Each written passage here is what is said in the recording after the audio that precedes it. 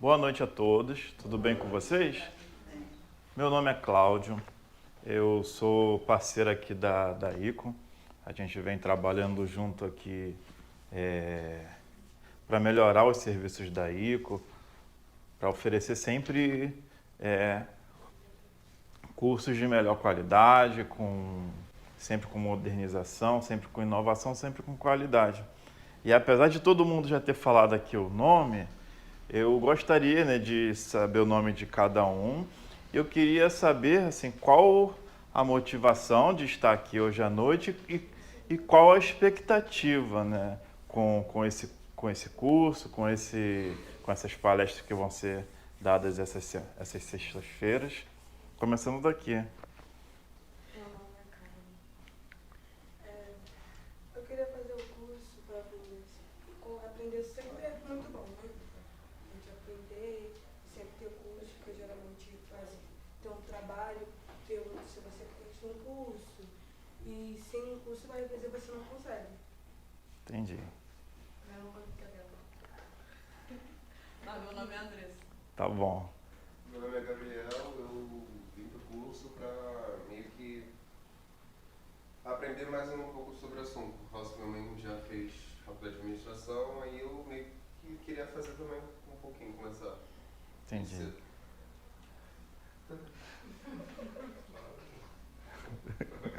Tá com vergonha, rapaz? Com um bigode bonito desse? Então, ó.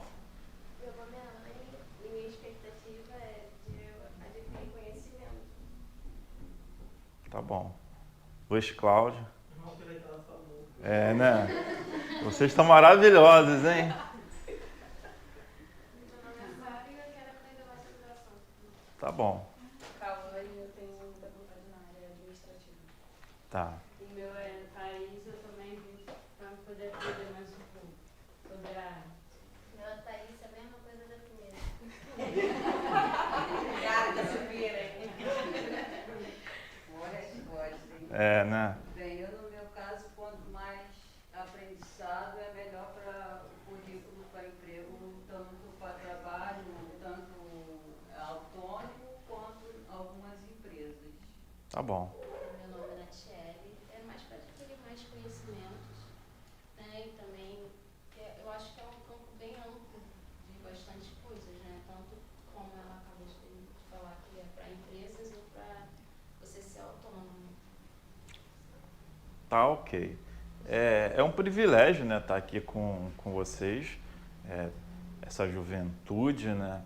É importante, né, nessa fase que vocês estão, nessa idade de vocês, a gente poder, né, ter a oportunidade de fazer uma troca de conhecimentos. Eu poder passar aquilo que eu estudei, aquilo que eu venho aprendendo a cada dia, e para que vocês possam ter uma visão mais ampla, né, do mercado de trabalho, das relações de trabalho. E hoje a gente vai falar um pouco sobre empreendedorismo. A gente vai entender, a gente vai falar sobre algumas coisas do mercado de trabalho, mas o foco hoje é empreendedorismo. E essa palavra é uma palavra que está muito na moda, né? Durante a pandemia, a gente viu grandes exemplos de empreendedorismo. Realmente, durante esses últimos anos, né, o brasileiro teve que se virar, né, para poder trazer o sustento para sua casa. E a primeira pergunta que eu já vou fazer é: vocês sabem o que significa essa palavra, empreendedorismo? Alguém tem coragem de arriscar? Começar um negócio? Faz parte.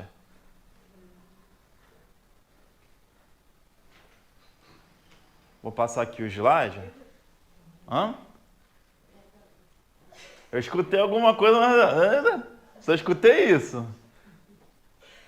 Então vou passar o slide que a gente tem uma definição aqui. Tá todo mundo conseguindo ler?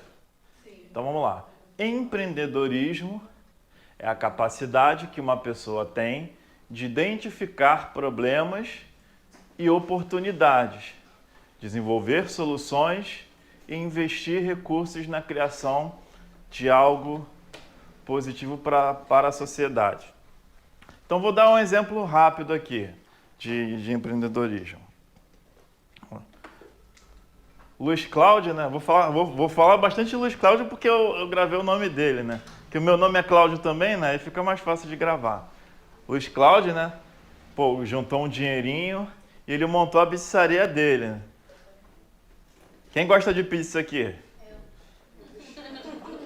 Não, eu pergunto porque eu já conheci gente que não gosta de pizza.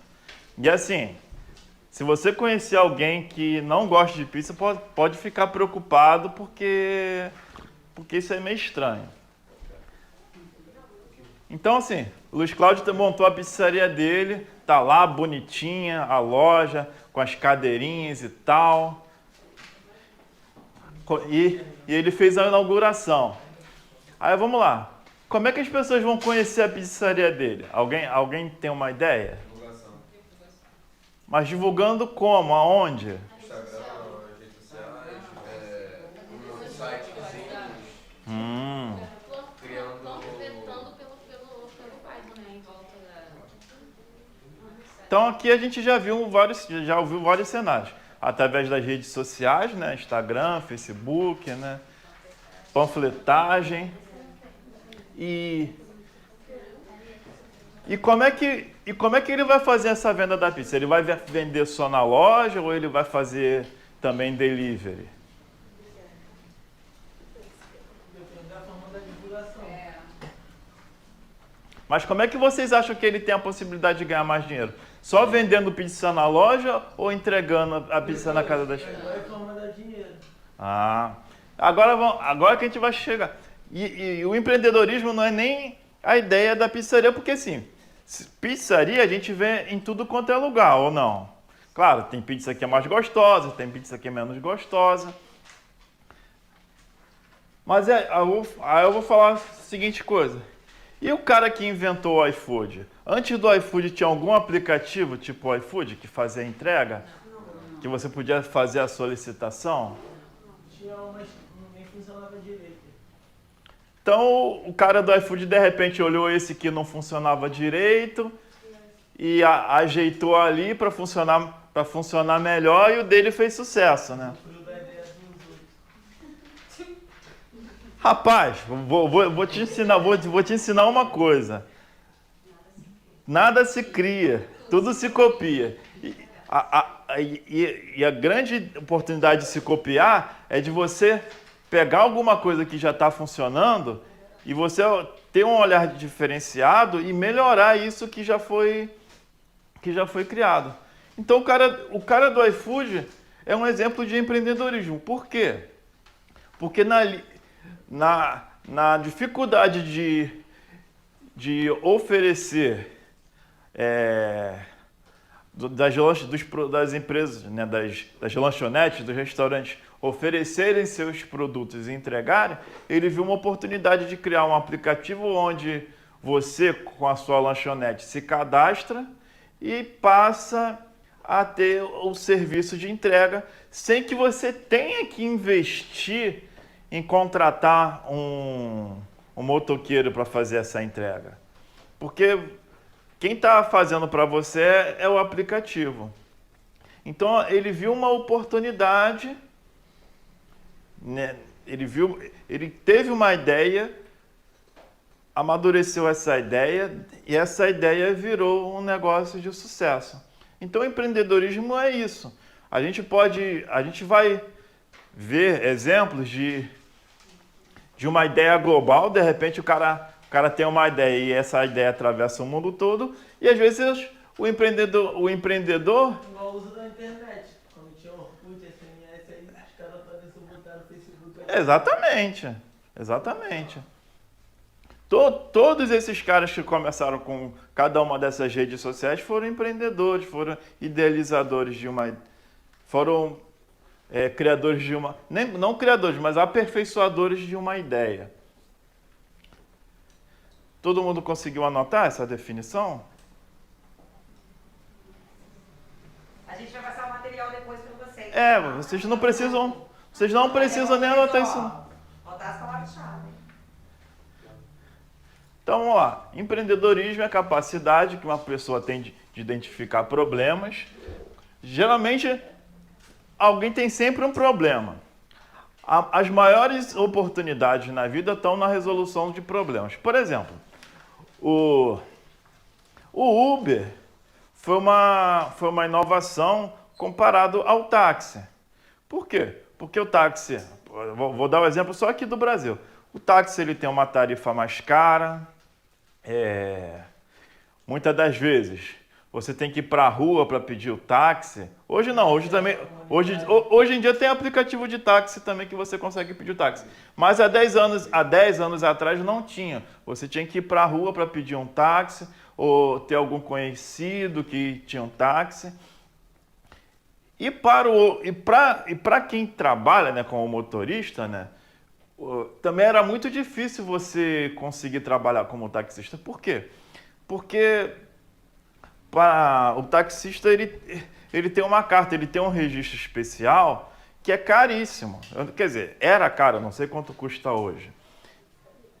Então, essa licença de taxista custava na época, assim, uns 10, 15 anos atrás, na faixa de uns 150 mil reais por aí. Então, o que muitas pessoas faziam, de repente, era alugar sua licença para outra pessoa utilizar essa licença. E quando o Uber surgiu, ele deu a oportunidade daquela pessoa com seu carrinho em casa ganhar um dinheiro, conquistar a sua renda através do Uber, o 99 também. Então, se tornou uma profissão. E é empreendedorismo? Não. Mas para quem desenvolveu o aplicativo, eu não esqueci o nome da inglesa, que era uma mulher, e ela nem tem carro. Porque assim, na Europa, incrivelmente o transporte público funciona, então você necessariamente não precisa ter um carro. Mas o Uber foi uma inovação comparada ao táxi. Às vezes, né, numa eventualidade, eu tenho que pegar um táxi para alguma situação ou outra, que às vezes a bateria do telefone acaba, às vezes tu pede o Uber não chega também. Uber é bom, mas não é perfeito. Eu pego o táxi e eu vejo que até o motorista que dirige o táxi, ele tem uma visão um pouco ultrapassada. Sinceramente, eu nunca vi um motorista de táxi, por exemplo, utilizando um aplicativo de GPS como o Waze. Os caras não usam. E por que eles não usam se te facilita tanto para você se locomover na cidade? No Waze você consegue ver o engarrafamento, você consegue ver o trânsito, como é que ele está ao vivo. E o Waze também já é uma inovação. Então vamos lá, a gente entendeu um pouquinho o que é empreendedorismo. É só a primeira pincelada. Agora a gente vai falar quais são as modalidades, né, de trabalho no Brasil, né? Quais são os tipos de trabalho que você pode ter no Brasil. Então a gente tem, né,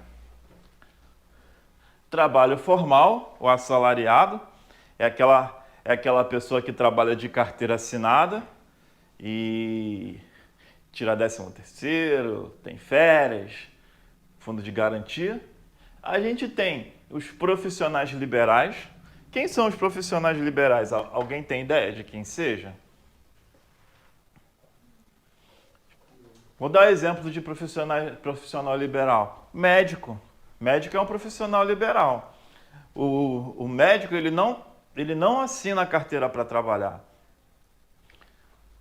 Advogado também é um profissional liberal. Ele trabalha no escritório de advocacia. Tanto o médico quanto o advogado, eles trabalham por hora, né? E o advogado ele trabalha também por porcentagem, né, do ganho, por exemplo, de um processo. Você também trabalha por hora? Não, mais ou menos. Polícia, apesar de não ter uma carteira assinada, ele tem ali um salário mensal, ele tem uma carga horária, como todos, mas não é exatamente trabalhando por hora. Então, médico, advogado, fisioterapeuta, são profissionais liberais. Então, vamos lá. Trabalho autônomo e freelancer. Vocês sabem podem dar exemplo, por exemplo, de um trabalho autônomo e freelancer? Autônomo eu criar minha própria empresa ou minha própria loja? Quando você Ainda não. tipo, vamos dizer assim, uma pessoa que tem uma banquinha, uma banca na rua, vamos dizer, o camelô. O camelô é um trabalhador autônomo. Não, mas ele está numa outra categoria que a gente vai falar lá na frente. O autônomo, ele muitas das vezes ele é um prestador de serviço.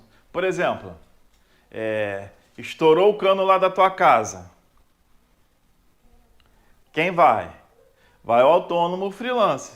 Aí ele vai te cobrar o valor daquele conserto ali.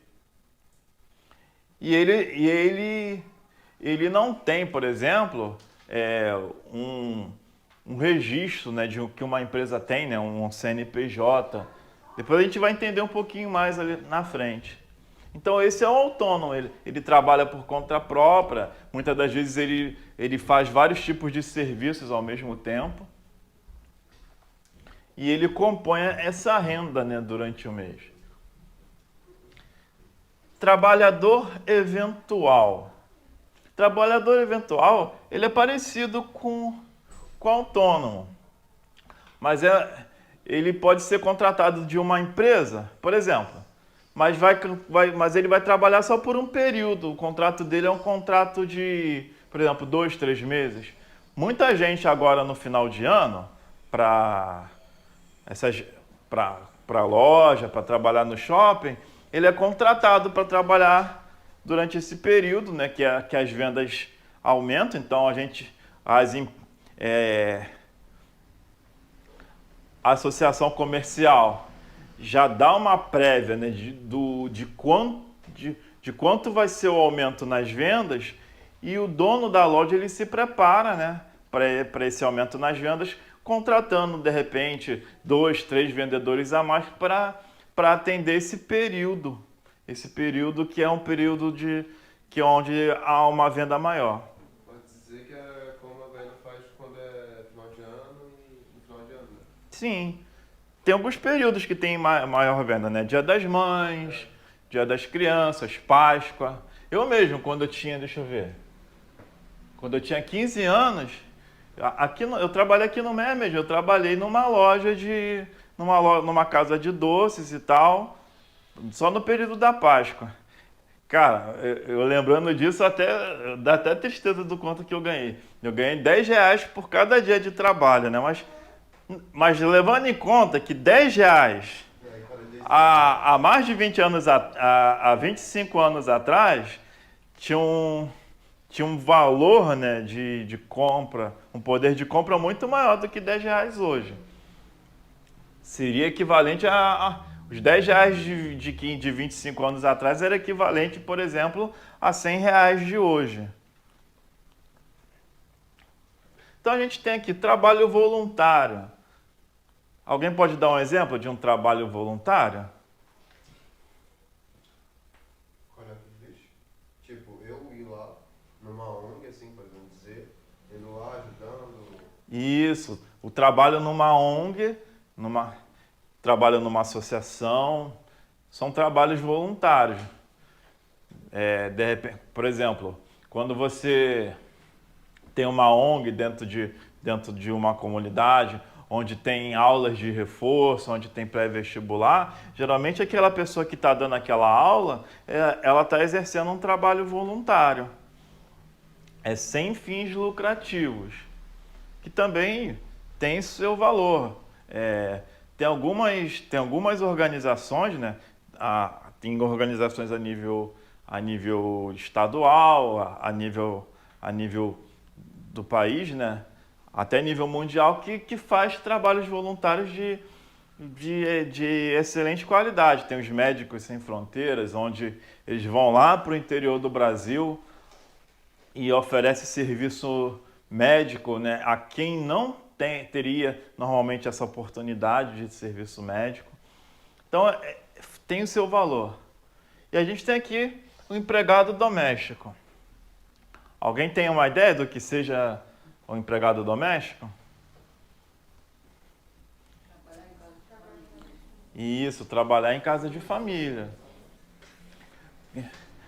E tem empregada, tem a cozinheira, tem o jardineiro, né? Geralmente quem tem uma mansão, né? Esses artistas assim mais conhecidos, eles têm uma mansão, eles têm uma equipe de pessoas que trabalham dentro dessa casa. E por que eles estão aqui numa categoria separada? Porque existe uma legislação específica para eles. O que é uma legislação? É um conjunto de normas e regras que é específico para esse setor. E a gente também tem, né, o estágio profissional.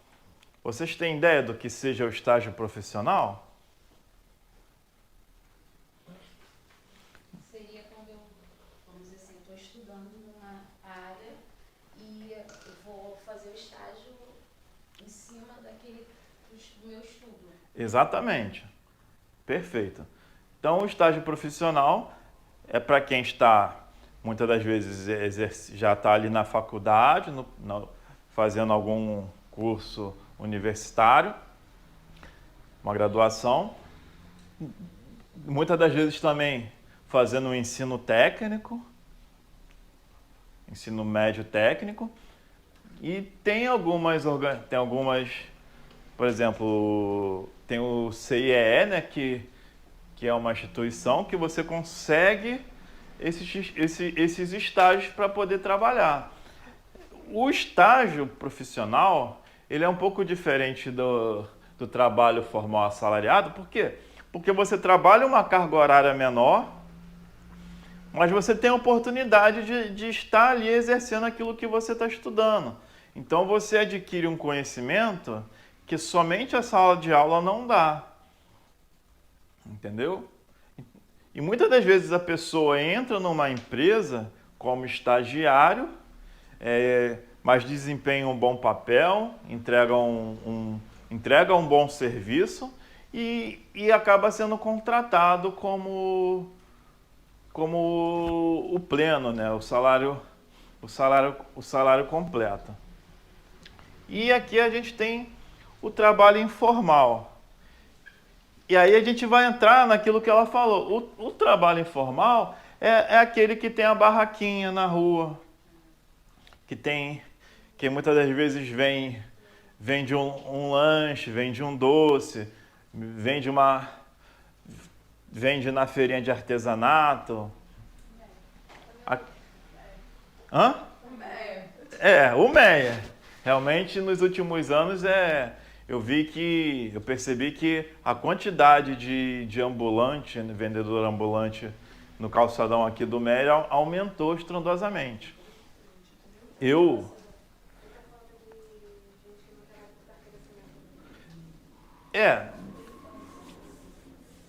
Pode falar mais alto para o pessoal ouvir. Então, a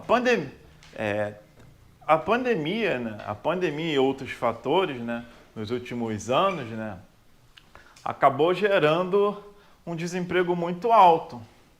Então, a pessoa desempregada, sem ter opção para conseguir um outro emprego de uma forma formal, ela começou a pensar em outras possibilidades. Então, por exemplo, a pessoa olhou para si mesma, viu o que ela sabia fazer, e daí ela começou a empreender. Por exemplo, comecei a vender bolo. Então, comecei a vender bolo caseiro, comecei a vender pelo Instagram, tirando fotinhas, as pessoas começaram a fazer os pedidos e a coisa foi. E o negócio cresceu e virou uma empresa. Esse basicamente muitas das vezes o perfil do empreendedor aqui no Brasil. Agora vamos lá, né? Continuando aqui. O que é a CLT? Vocês já ouviram essa palavra? Não. Então vamos lá. A CLT é a carteira de trabalho. Hoje a carteira de trabalho ela não é nem mais física, né? Ela tá digital, né? Então vamos lá. CLT é uma sigla, né, que significa a Consolidação das Leis do Trabalho, cuja sigla é CLT. Regulamenta as relações trabalhistas, tanto do trabalho urbano quanto rural. Desde a sua publicação, já sofreu várias alterações visando adaptar o texto às nuances da modernidade. Olha quando que a CLT foi criada. A CLT foi criada pelo Decreto de Lei 5.452, de 1º de maio de 1943 e sancionada pelo presidente Getúlio Vargas durante o período do Estado Novo. Alguém daqui estava vivo quando a CLT foi criada? Não, ninguém? Ninguém se lembra desse dia? Então vamos lá. O que é a CLT? CLT é a consolidação das leis de trabalho. Então foram criadas um conjunto de regras para que pudesse, em certo aspecto, proteger esse trabalhador. Por quê? Porque anteriormente, como é que era? Você trabalha para mim e eu te pago aquilo que eu acho que eu tenho que pagar para você por esse período que você trabalhou para mim. Então, se eu acho que, por exemplo, o Luiz Cláudio trabalhou a semana toda para mim. Se eu acho que no final da semana eu tenho que dar para ele só R$10, eu vou dar só R$10 para ele. E era assim, era assim, realmente, eu estou falando uma brincadeira, mas era assim. Então, vamos entender. Com a CLT foi definido que iria começar a existir um salário mínimo. O que é o salário mínimo na teoria? O salário mínimo é um valor que o trabalhador recebe mensalmente e que deveria, né, porque não é essa a realidade, deveria atender todas as necessidades básicas daquele cidadão. Então, qual o valor do salário mínimo hoje? Eu fiz uma colinha aqui, é esse valor aqui. 1.212.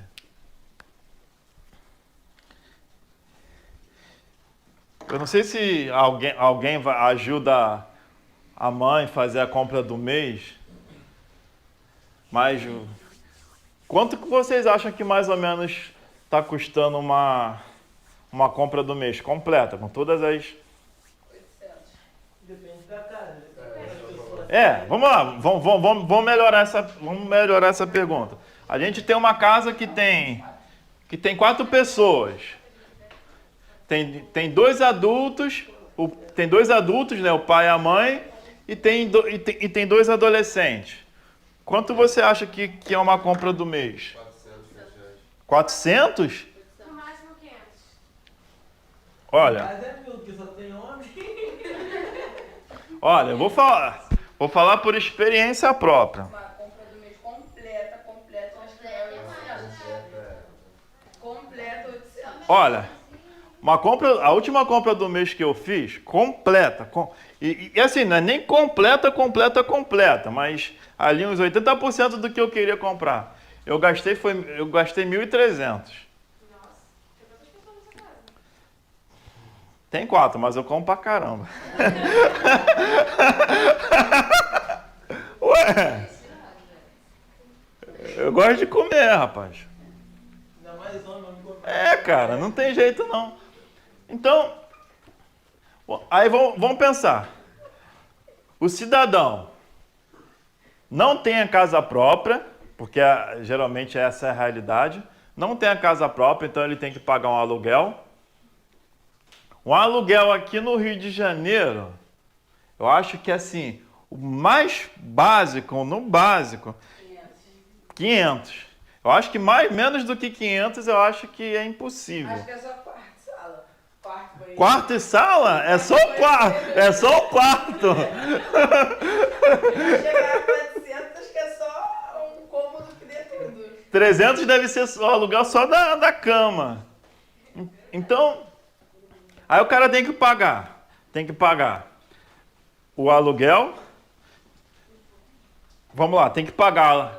Vamos imaginar, tem que pagar a luz, Água, tem que pagar a água. cabo, Hã? TV a cabo. A internet está inclusa na TV a cabo lá. Então vamos lá. Vamos fazer essa continha. Vamos lá. Quanto que. E eu vou fazer por baixo essa conta. Vamos imaginar o aluguel de 500. Aluguel de 500. Aí eu vou botar aqui 100 reais de luz. Tudo por baixo, porque ainda é mais alto. Vou botar aqui 80 reais a água. A pessoa não gosta de tomar banho.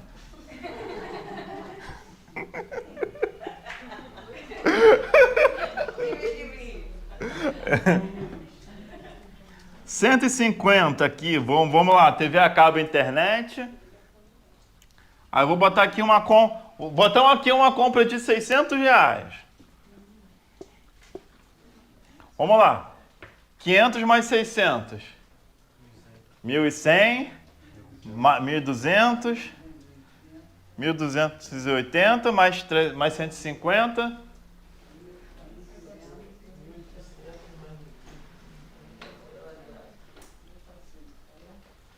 Quanto? Deu ruim aqui, né? No 150. 1.430. O cara botou 200 reais a mais ali. Não, é porque a compra dele é de 800. Mas é só isso a vida? Não. A pessoa tem que estar com dinheiro na carteira, né? Uma emergência, tem que comprar um remédio. Fora as pessoas que E fora a passagem, né? de carteira assinada. Não, imagina que a pessoa recebe. A pessoa recebe, tem a carteira, tem um vale transporte, mas a pessoa não só trabalha, a pessoa vai dar uma volta, vai fazer um lanche. Então a pessoa, no mínimo aí, com tudo, a pessoa teria que ganhar aqui por baixo pelo menos uns 2.000 reais. que é difícil hoje em dia. Que é difícil. Então, Mas nos Estados Unidos o salário mínimo é mais do que aqui. a gente vai chegar lá, calma. Então, o salário mínimo, que era para atender as necessidades mínimas, não, isso aqui, na verdade, é só de nome. Porque ele não atende nem ao mínimo. E eu não estou nem falando de um adulto que tem filho, que tem que botar, que muitas das vezes tem o sonho de botar os filhos para estudar numa escola particular. Tem que ter 2 empregos. Muitas das vezes quer botar os filhos para fazer um curso. Para quê? Para que esse filho tenha uma oportunidade maior do que a dele. Então, a CLT, a carteira de trabalho, muitas das vezes, aquele emprego basicão, a pessoa vai receber isso aqui. Mas aí, mas tem os benefícios que aliviam. A pessoa tem um ticket de alimentação, que sei lá, tem 200 reais de ticket, então já dá um desconto aqui na compra do mês. Descontar do salário. É. Porque tudo é descontado, vai descontar o vale transporte. Aí tem um plano de saúde, tem um vale. E ela falou uma coisa que é real. Eu nem falei dos descontos. Porque isso aqui está na carteira, 2.212. Mas tem os descontos de fundo de garantia, de férias, INSS. E hoje em dia as pessoas têm que escolher até qual trabalhar primeiro. É a roleta da conta, né? É igual aquele negócio do programa Silvio Santos que a pessoa gira assim e tal. Aí, conta de luz, vou pagar a conta de luz, os outros que se lascam. É tipo isso. Então, na verdade, esses 1.212, a pessoa daqui vai receber 980, porque ainda, muitas das vezes ainda tem um sindicato do segmento que você trabalha que ainda dá uma mordidinha também.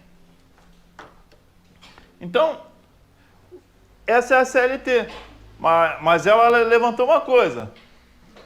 Mas você tem direito ao 13º, você tem direito às férias, tem um fundo de garantia e tem a aposentadoria. Mas vamos lá, vamos entender. Tudo isso, na verdade, são retenções daquilo que você poderia receber a mais. Por quê que você poderia receber a mais? Porque quando uma empresa vai contratar você de carteira assinada, tá vendo esse valor aqui? A empresa paga quase esse valor de tributos e taxas para ter você.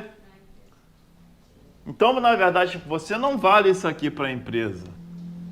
Você vale o dobro. Mas imagina, esse dobro que a empresa está pagando de taxa poderia vir diretamente para você.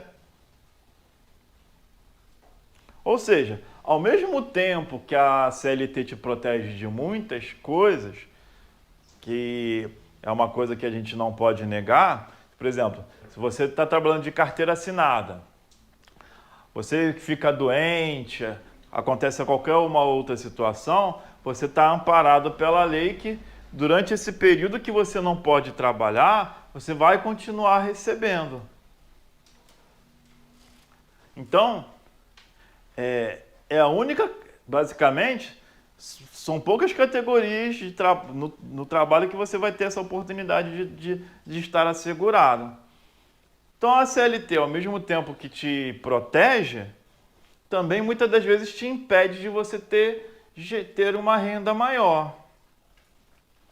Então, vamos lá, vamos continuando aqui. Aqui não ficou nenhuma dúvida, né? Agora vamos lá. Quanto é o salário mínimo nos Estados Unidos? Porque a gente é muito influenciado pelos Estados Unidos. A gente gosta do... Quase 7 mil. a gente gosta de assistir filme americano ou não? Quem gosta de ver filme da Marvel aqui? Todo mundo, né? É a pergunta mais fácil de se responder. Agora vamos lá, vamos entender.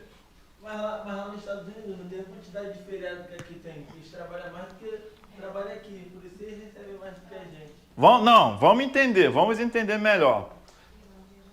Vamos lá, sem sofrer alterações desde o ano de 2009, então já tem um tempão, um trabalhador que recebe salário mínimo nos Estados Unidos ganha $7,25, o que é aproximadamente $1.276 mensal, para quem trabalha 40 horas semanais. A remuneração de salário nos Estados Unidos, ao contrário do que acontece no Brasil, é calculada por hora trabalhada e não por mês. Ao considerar o valor por hora trabalhada nos Estados Unidos, que não muda desde 2009, o valor do salário, que é aproximadamente 1.276, seria aproximadamente R$ 6.561,57. Esse valor aqui foi o valor que eu calculei ontem, né? Que eu preparei esse material ontem. Então, um salário mínimo que está há mais de 10 anos sem reajuste consegue ser maior do que o nosso salário mínimo. Porque se a gente tivesse um salário mínimo aqui nessa faixa, a gente conseguiria ter atendido todas as nossas necessidades básicas e ainda sobraria ali um dinheiro para de repente a gente viajar, fazer um investimento. Fazer a festa todo mês. Fazer a festa todo mês, né? Tá certo. Recebendo 6 mil. Mas vamos entender uma coisa. O americano, ele trabalha... Também. Mas o americano, ele ganha por hora. E vamos imaginar que esse aqui é o salário mais básico que o americano pode ganhar. Quem ganha isso aqui lá? O faxineiro, cara. Você não quer nem imaginar O o babá que recebe A babá. A babá ganha essa por hora. Então, é aquele salário mais simples. Então, pô, quer dizer que um salário médio é muito maior do que isso aqui. O salário aqui no Brasil é de um médico, Exatamente. de bombeiro. Eu tenho um conhecido, olha só, eu tenho um conhecido que ele trabalhou, ele é mecânico, ele trabalhou na Nissan aqui no Brasil, como mecânico, ganhava um salário aí na faixa de uns R$2.000, e houve uma feira, né, que veio um gerente da Nissan dos Estados Unidos. E esse rapaz teve uma ousadia, né? Foi lá nesse gerente, conversou com ele, poxa, eu tô querendo ir para os Estados Unidos, eu tenho esses cursos aqui e tal. Pô, ele conseguiu cavar essa oportunidade e conseguiu ir para os Estados Unidos para trabalhar na Nissan americana. Cara, em 6 meses ele comprou um Mustang. Vocês sabem que é um Mustang? É um carro. Vocês já viram o Transformers? Vocês já viram Transformers? Não tem um Bumblebee, né? Eu esqueci, é Corvette, né? Eu esqueci o nome daquele carro. Então, o Mustang é um carro americano que é 2 vezes mais caro do que aquele. Camaro, né? É um Camaro, eu lembrei. Por causa da música, né? Camaro amarelo. Mas vai ver quanto que é um Camaro aqui no Brasil. Um Camaro aqui é uma faixa de 200 mil. O Mustang... Dependendo do ano. Não, quando foi lançado aquele Camaro lá do filme, ele vê na época esse preço. Mas hoje deve estar mais caro mesmo. Deve estar uns 400 e tal, porque o carro foi uma coisa que aumentou muito. Pô, mas o Mustang ele deve estar na faixa aí de uns 800 mil comparado aqui. Cara, em 6 meses ele trabalhando como mecânico, ele conseguiu comprar. Então o poder de compra lá é muito maior. E as coisas lá são mais baratas do que aqui. Mais ou menos. Mas o poder de compra deles é maior. Vamos fazer uma comparação. Aqui o nosso salário, vamos voltar aqui nesse salário mínimo. Quando uma empresa contrata a gente trabalha em média são 44 horas semanais. Mas para a empresa, está contando para eles a nossa 24 horas. Até o tempo que você está dormindo, isso está contando no salário. Então, quando a gente pega esse salário e divide ele, a gente ganha por dia 40 reais e 40 centavos. Quando a gente pega esses 40 reais e 4 centavos e divide por 24 horas, a gente ganha 1,68 a hora. Então, enquanto o americano está ganhando 7 dólares e 25, a gente está ganhando R$1,68 a hora. Porque a hora que a gente não trabalha também está sendo contada. Sendo que a do americano só conta a hora que ele trabalhou. Então, se ele trabalhou ali... Eu trabalhei hoje 8 horas. Você vai pegar esse 7,25 e vai multiplicar por 8. E essa vai ser a renda dele. Então, agora vou fazer as outras comparações. O americano não tem férias, não tem 13º, não tem fundo de garantia. Aqui o governo sempre tem um jeito de arrancar dinheiro da gente.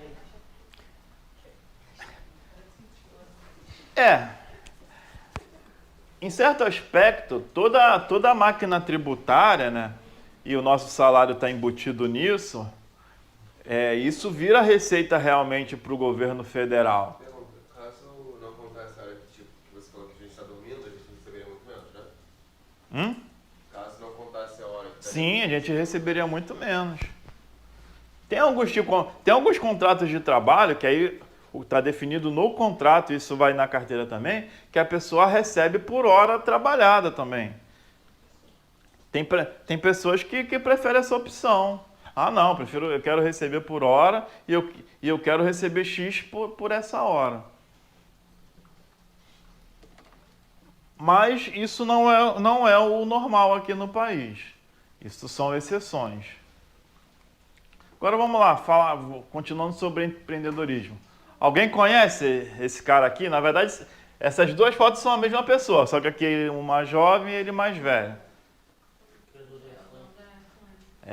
Esse cara é famoso, criador da Apple, Steve Jobs. Aqui, ó. Tá vendo a maçãzinha aqui, ó? Olha que criou. Aqui, ó. Eu sei que é isso, mas quem criou não vai saber. Então, quem criou foi esse cara aqui que criou essa maçãzinha mordida. Infelizmente ele já faleceu, mas ele tá aqui porque ele foi um dos últimos grandes gênios assim da tecnologia. Então vamos lá, vamos. Aqui tem um apanhadozinho sobre ele, ó. Steve Jobs, né? Nasceu em 1955, morreu em 2011 de câncer. Foi um empresário norte-americano do ramo da tecnologia, fundador da Apple Computer, hoje Apple, pioneiro da indústria de computadores pessoais. Teve enorme influência na adoção e popularização da informática como itens de consumo em massa. Então, ele teve uma visão, e qual foi a visão dele? Porque vamos voltar para a década de 80. Na década de 80, computador era um equipamento que eles estavam somente nas grandes empresas, dentro das indústrias. Eram poucas pessoas que tinham acesso a esse tipo de equipamento. Então ele teve uma visão em que o computador poderia estar na casa de todas as pessoas. Então foi ele que na verdade, né, ele trouxe esse conceito de computador pessoal. Hoje, o nosso computador pessoal, dá licencinha, é isso aqui. Hoje o computador pessoal é o celular. Cara, na época que eu era adolescente, se alguém falasse para mim que com o celular, além de ligar, eu poderia jogar, poderia assistir filme, poderia falar com uma pessoa por chamada de vídeo do outro lado do mundo, eu ia rir na cara da pessoa. Ah, tu tá de brincadeira comigo, isso aí não existe não. Isso é caô, pô. Isso aí não existe. Claro, não existia. E na nossa cabeça isso é uma coisa que nunca ia existir. Por quê? Porque eu acho que eu fui a primeira geração assim que começou a lidar com tecnologia. Eu, quando eu tinha 4 anos de idade, e olha, eu não era uma criança assim, não era de uma família de classe média, uma família pobre, mas meu pai comprou o meu primeiro videogame. Eu tinha, cara, um Atari. Vocês nem sabem o que é um Atari. Sabe nada, rapaz. É um videogame que muito antigo, tipo assim, o Atari era uma tela preta gigante, que ele te dava uma tela preta gigante, aí tinha um pontinho branco de um lado, um pontinho branco do outro, quadrado, né? E um pontinho atravessando, tinha uma linha aqui, um pontinho atravessando de um lado para o outro e você tinha que imaginar que aquilo dali era uma partida de tênis. Então, eu consegui presenciar assim, a evolução dessa informática moderna. E ele foi um desses pioneiros. Inclusive, ele trabalhou criando jogos para o Atari. Então, vamos lá. Ele começou na garagem de casa, montando um computador. Aí aqui embaixo, nesse segundo parágrafo, eu peguei o resumo do último ano, de 2021, da Apple. Depois de 7 anos, a Apple retomou a liderança entre as 100 marcas mais valiosas do mundo. Segundo o ranking feito pela Kantar Blends, o valor da marca da empresa de tecnologia cresceu 55% frente a 2021, chegando a 947 bilhões de dólares, quase 130 bilhões a mais do que o Google, segundo colocado do ranking. Então, assim, esse valor aqui de 947 bilhões é maior do que a renda de muitos países hoje. Então, a Apple está ali entre uma das empresas mais ricas e começou na garagem de uma casa. Então, esse aqui é um exemplo global de um empreendedorismo muito bem sucedido. Claro, eu não estou contando toda a história e tal. Se eu for parar para contar toda a história da Apple, mas tem 2 filmes na Netflix, né? Tem 2 filmes na Netflix que falam a história do Steve Jobs. Depois vocês procuram. Tem um contando essa fase inicial dele começando na garagem de casa. E tem um segundo filme dele mais velho já, antes que ele sai da Apple e depois ele volta. Então, tem um segundo filme contando dessa segunda volta. Ah, ele era o amor de pessoa? Não. O pessoal falava que esse cara era lunático. Mas era um gênio brilhante. Então, vamos lá. Agora a gente vai falar sobre as pequenas empresas, sobre as microempresas, que é onde está a categoria, né, dos empreendedores.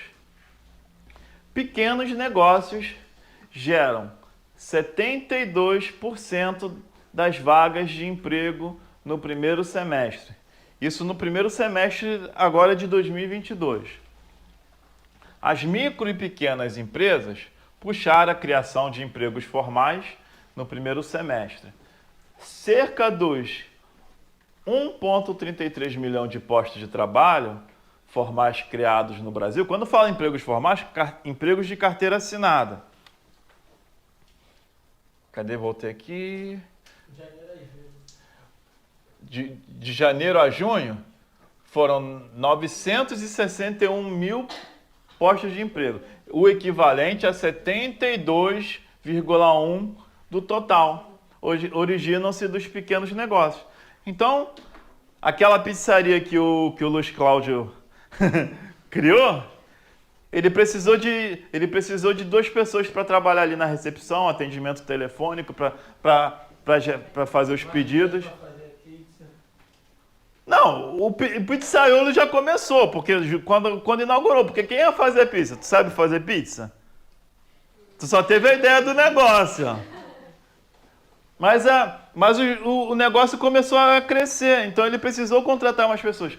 Então, esses 72% é esse tipo de negócio, esse pequeno empreendedor. Então vamos lá.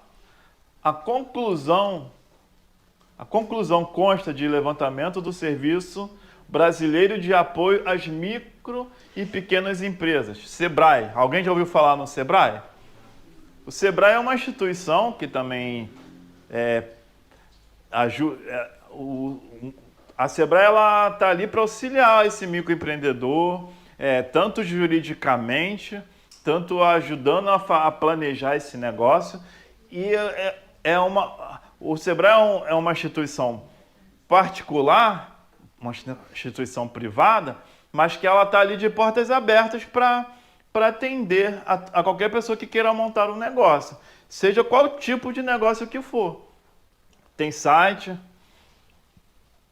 Então, com base nos dados da Sebrae, cadastrado do Cadastro Geral de Empregados e Desempregados, CAGED, do Ministério da Economia, o desempenho das MPs, né, das pequenas e médias empresas, é bastante superior aos das médias e grandes empresas, que abriram aqui, ó, só 279 mil postos de trabalho.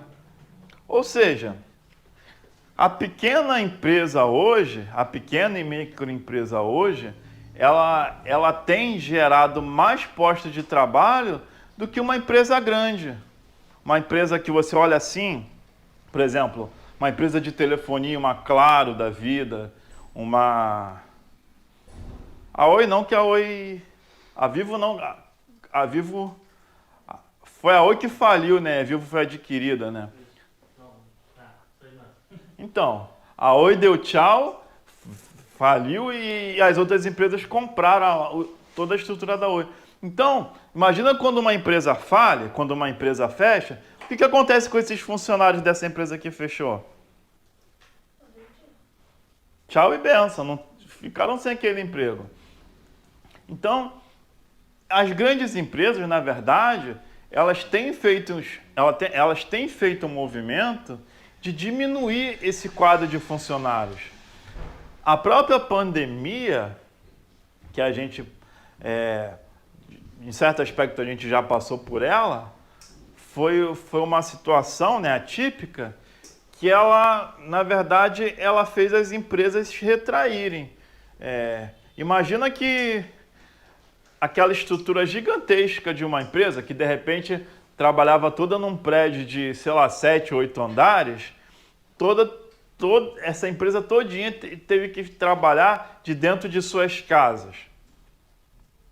Como é que você controla esse povo todo trabalhando de casa? O cara tá falando que tá trabalhando, mas o cara tá ali jogando PES no PlayStation. Então, se você conectar uma câmera no trabalho, você fica em casa vigiando. Não é permitido por lei. Então ele vai ter que botar os de confiança lá pra trabalhar no lugar dele, enquanto ele fica de casa mandando. Então, assim, eu tô falando, dei um exemplo até brincando, o cara tá lá jogando PlayStation, mas poucas pessoas conseguem, né, no ambiente de casa, ter concentração para trabalhar, cara. Para trabalhar de casa. Imagina tu tá trabalhando. Eu acho que ninguém aqui tem filho, né? Espero que não, né? Não sei. Tem? Se tem, né? É bênção, né? Se tem, é bênção, né? Mas uma coisa é fato. O filho tira atenção. O filho tem suas necessidades, tem suas demandas. Então você está ali tentando trabalhar, tentando estudar, e muitas das vezes, por exemplo, o filho passa mal, aí a gente tem que dar uma atenção. Como é que trabalha nesse ambiente? É difícil.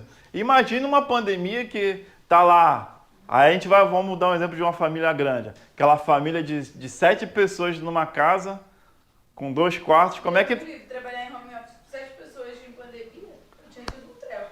Quando começou a pandemia, eu não deixava ninguém sair de casa. Se saísse, não entrava. Mas as pessoas ficaram assustadas e a quantidade de gente que morreu tinha que ficar assustada mesmo. Então, diante desse panorama todo, as empresas grandes, elas diminuíram seu quadro de funcionário até onde se podia. E as empresas, e as pequenas e microempresas, na verdade, tomaram protagonismo. Por quê? Porque muitas dessas microempresas foram formadas justamente durante a pandemia por essa pessoa que foi dispensada da empresa, a pessoa perdeu o seu emprego. Nesse período da pandemia, eu trabalhava no centro do Rio de Janeiro. E assim, eu tinha voltado a trabalhar, eu estava em 2019 e 2020, eu voltei a trabalhar no Rio de Janeiro, no centro do Rio, depois de 10 anos sem trabalhar lá no centro. Então, nesse período de 10 anos, eu já senti uma diferença muito grande. Eu, sinceramente, Eu me lembro do Rio de Janeiro, do centro do Rio de Janeiro ali em 2009, 2010, a quantidade de coisa funcionando, de loja, negócio funcionando, era muito maior. Em 2019 eu já achei o Rio de Janeiro assim muito retraído, muito sem empresas ali, muito prédio fechado, muito abandono, muito morador de rua. Cara, quando aconteceu a pandemia, em 2020, e ela estourou e o lockdown foi na última semana de março. Cara, quando eu voltei para o centro, lá pro mês de agosto de 2020, que eu fui olhar assim a região, a redondeza, cara, pelo menos 1/3 das lojas que estavam funcionando antes já tinham fechado. Ou seja, 1/3 daquelas pessoas que estavam trabalhando no centro teve uma perca ali de emprego. Então aqui, né, é um dado estatístico mostrando que realmente hoje no país quem movimenta a economia são as pequenas e microempresas. Então, isso é o empreendedorismo. Agora vamos falar da quantidade de empreendedores no país. Segundo o IBGE, né, que eu vou resumir, que a gente já deve estar com o horário meio avançado,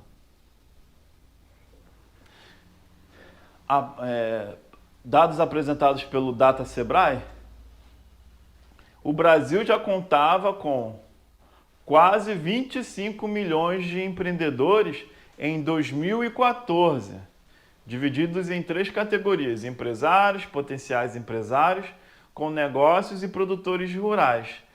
De acordo com a pesquisa divulgada, houve um crescimento de 22% no número de empreendedores brasileiros entre os anos de 2001 e 2004. Assim, já é muito difícil. 2001 e 2014. Perdão.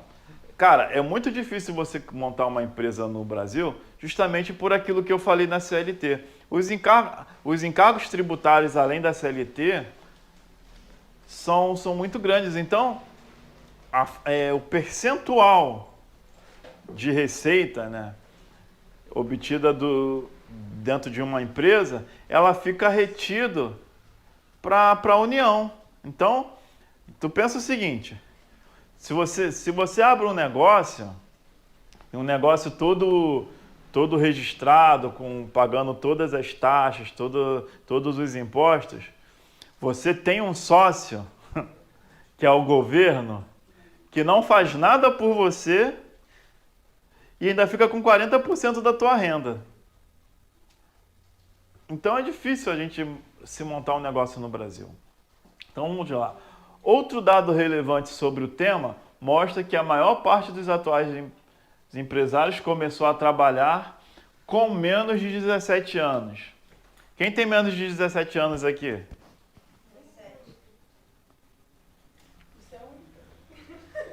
Então, com essa idade já se começou a trabalhar. Eu, por exemplo, comecei a trabalhar na faixa com uns 16 anos de idade, mais ou menos. Em relação à jornada de trabalho, os dados indicam que, em média, os empreendedores dedicam 39,6 horas semanais dos seus negócios e 21% deles trabalham durante 49 horas ou mais.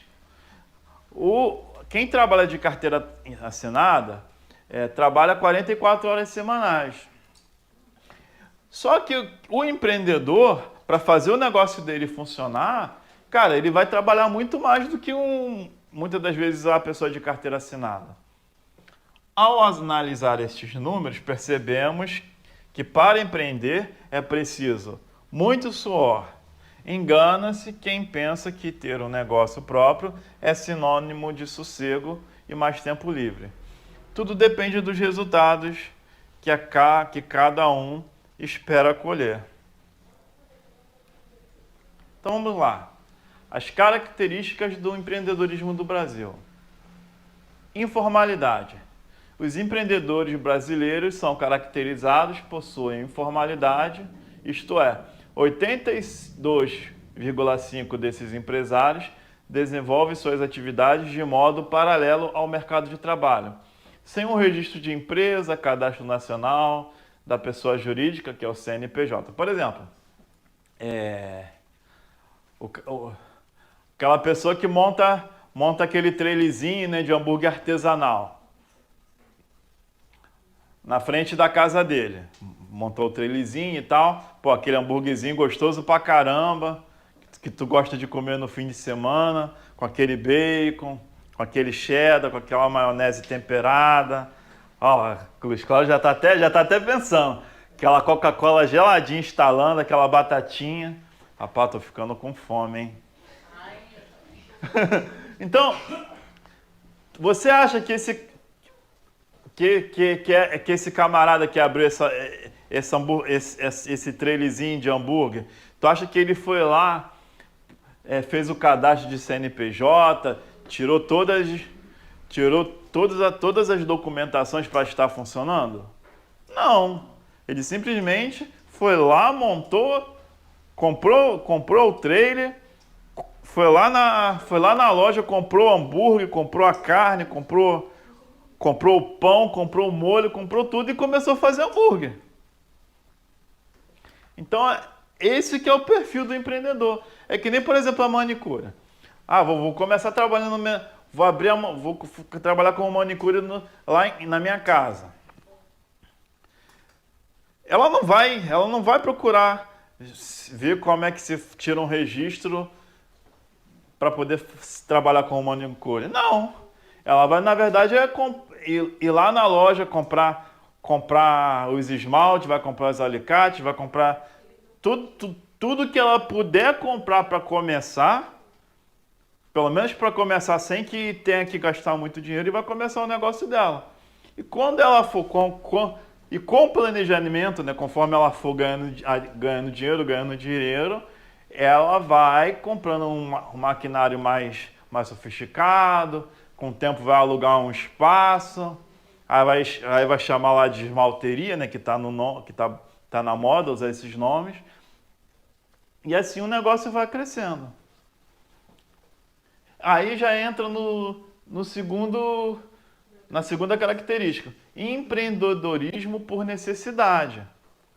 Uma segunda particularidade do alto índice de pessoas que criam um negócio é por falta de opções e por dificuldades de obter um emprego. Esse índice corresponde a 42,4% dos negócios iniciais. Então, 42% das pessoas que começam um negócio começam com essas características. Ela, na verdade, ela vai por necessidade de trazer dinheiro para casa. Por exemplo, não está conseguindo um trabalho, eu vou vender comida aí.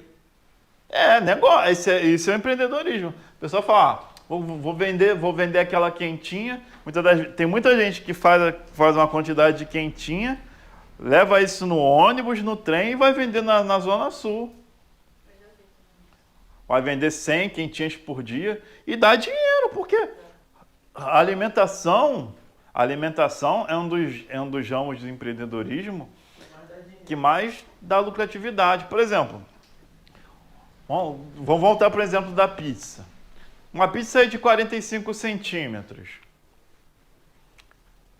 Não precisa ser de borda recheada. Tu gasta, um exemplo, 20 para fazer e ganha 40 vendendo assim, ganha 20 de lucro para você. Não, onde que tu tá achando uma pizza dessa 40?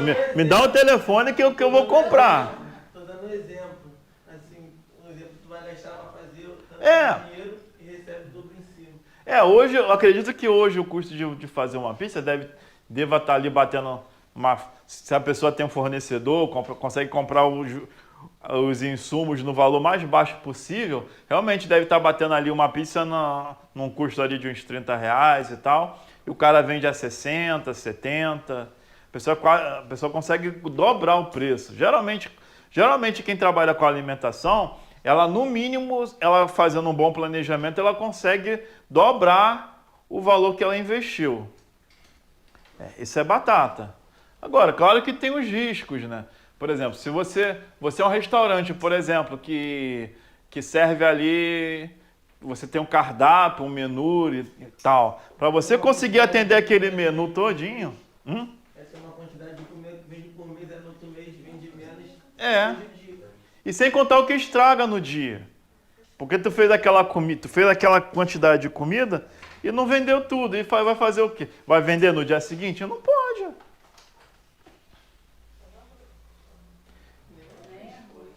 Nem o arroz, principalmente o arroz. Apesar que geralmente o arroz de restaurante, ele é diferente, o processo é diferente do que a gente faz em casa. O arroz do restaurante, ele é um arroz que a gente seca ele igual macarrão. A gente cozinha o arroz e escorre. Então a gente consegue congelar uma porção no congelador e quando a gente esquenta esse arroz no dia seguinte, ele tem a aparência como se tivesse sido feito naquela hora. Então, ó, embaixo.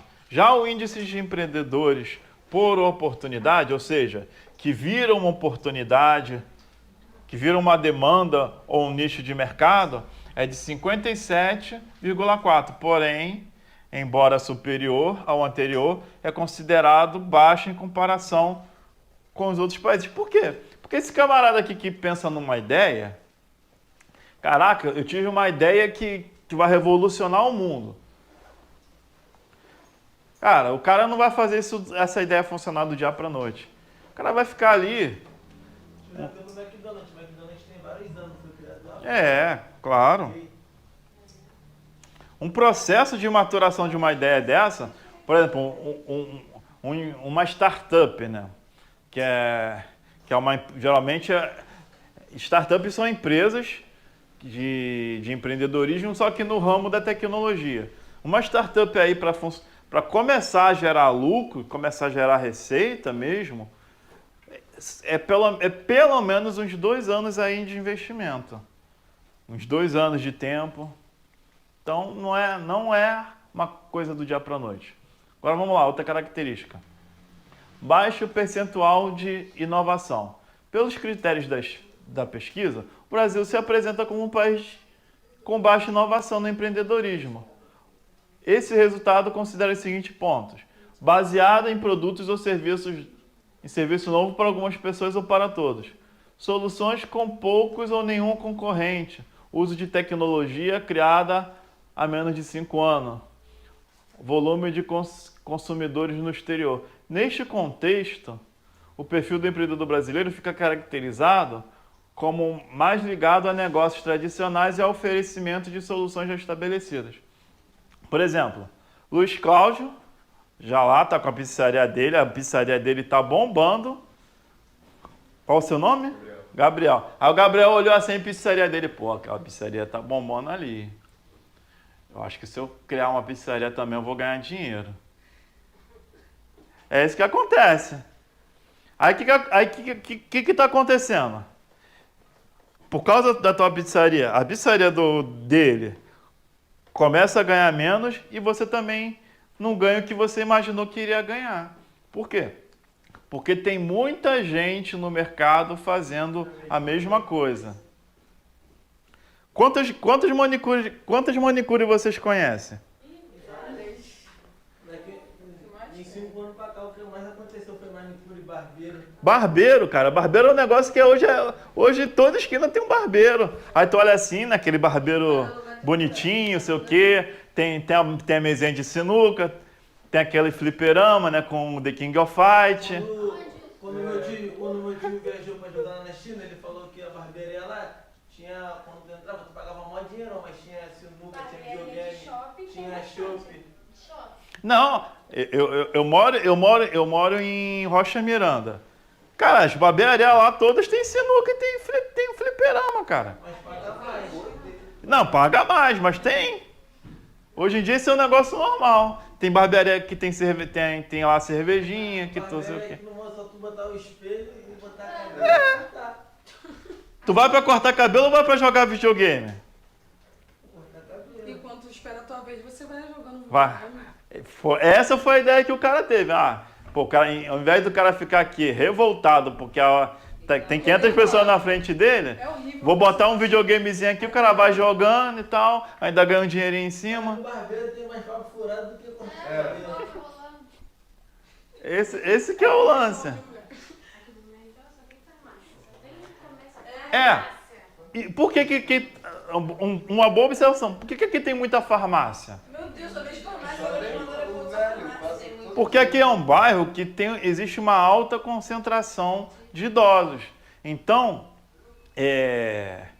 esse percentual de idosos é propício para que se tenha muitas farmácias. Também tem muito hospital perto do médico. Tem hospital.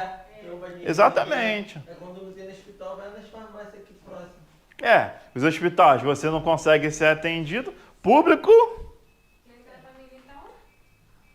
Rapaz, eu tinha 12 anos de idade.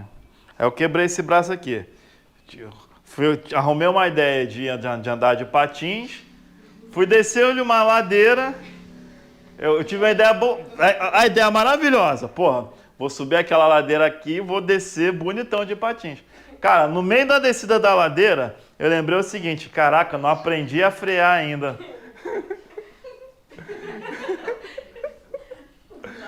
Quebrei esses 2 ossos do braço. Cara, rodei o Rio de Janeiro todo de hospital público. Mas o primeiro lugar que eu fui atendido foi no Salgado Filho. Cara, eu fiquei 6 horas para ser atendido. Eu tô falando de 1996. Não, vocês nem pensavam em nascer. Imagina como é que tá o Salgado Filho em 2022. Tu acha que melhorou?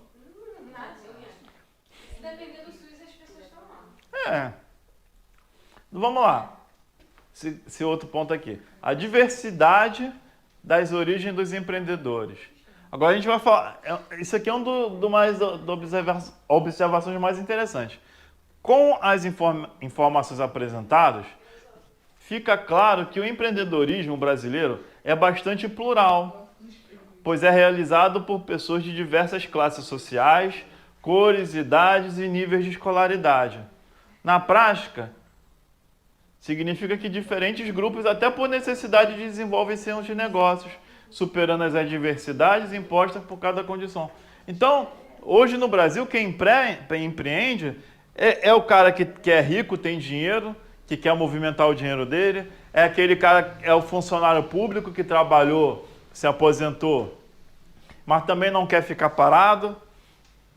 Muitas das vezes é aquele militar reformado, que geralmente quem entra para o militarismo jovem, com 50 anos o cara está saindo. Aí com 50 anos o cara vai fazer o quê? Ele monta de casa para alugar. É um negócio, o cara aluga a casa, fica ali vivendo de renda de aluguel. São todas formas de empreender. Claro que tem um empreendedorismo que você tem uma ideia muito interessante, mas tem muita coisa do que a gente faz que, na verdade, são ideias simples, mas que é aquele feijãozinho com arroz que dá certo. Então, assim, o perfil de empreendedores no Brasil é muito variado. É aquele cara que vende água no sinal. E a gente tem um exemplo de um cara grande, né, que é o Rick Chester, né, que começou assim e vai ver, o cara já deu aula em Harvard. O cara hoje é uma das mentes mais brilhantes do Brasil. E pergunta qual universidade que ele estudou. O cara estudou na Universidade da Vida. E não deixa de ser um dos caras mais inteligentes. Então, assim, quando cada um de vocês pensar, poxa, eu já vi todas as possibilidades na vida e eu quero empreender. Eu quero que vocês entendam e guardem isso no coração de vocês, que vocês não têm nada que possa limitar vocês a não ser vocês mesmos. O maior fator limitante de nossas vidas somos nós mesmos. Nós com os nossos medos, com as nossas incertezas, com as nossas inseguranças. Mas a verdade é que cada um de vocês podem fazer o que vocês quiserem nessa vida. Vocês podem chegar no objetivo que vocês quiserem. Daqui pode sair um presidente do país Coisa que hoje... Não, melhor mudar de exemplo. Vamos mudar de exemplo. Pode sair aqui um grande médico, um médico especialista, pode sair um grande empresário, um dono de clube de futebol. Quem gosta de futebol aqui? Quem joga bem futebol aqui?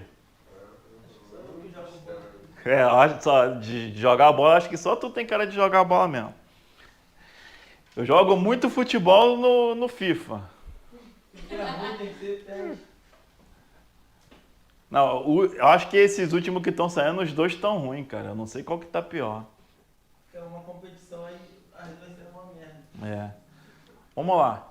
Desafios do empreendedor de empreender no Brasil. Claro que a gente já deu vários exemplos disso. Agora vamos lá. Embora o contexto geral seja favorável, não dá para negar que quem decide empreender no Brasil provavelmente vai ter que superar muitos desafios. Afinal, existem lutas diárias que precisam ser vencidas, independentemente do setor de atuação.